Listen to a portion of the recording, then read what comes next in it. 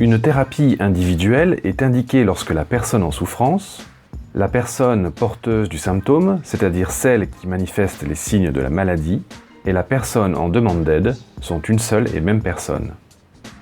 Lorsque ces trois critères sont décomposables, c'est-à-dire lorsque la personne en souffrance est différente de la personne porteuse du symptôme, elle-même différente de la personne en demande d'aide, une thérapie familiale ou de couple est préconisable.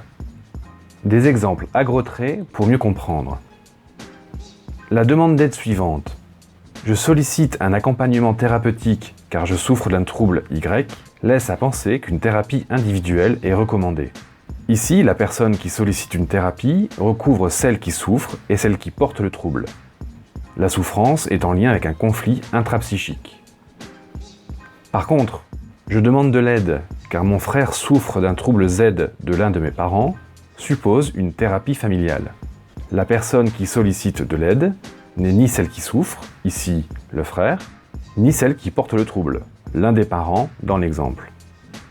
En d'autres termes, on pense à thérapie familiale quand les troubles d'un membre au sein d'une famille provoquent la souffrance d'un autre qui induit de l'inquiétude chez un troisième.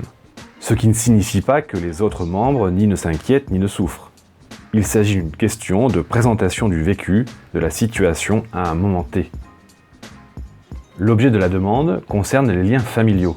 C'est l'ensemble de la famille qui est concerné, mobilisé et qui nécessite un accompagnement. D'autres exemples. Je demande de l'aide car je souffre de dépression, thérapie individuelle. Je demande de l'aide car mon couple souffre de la dépression que traverse ma ou mon partenaire, thérapie de couple.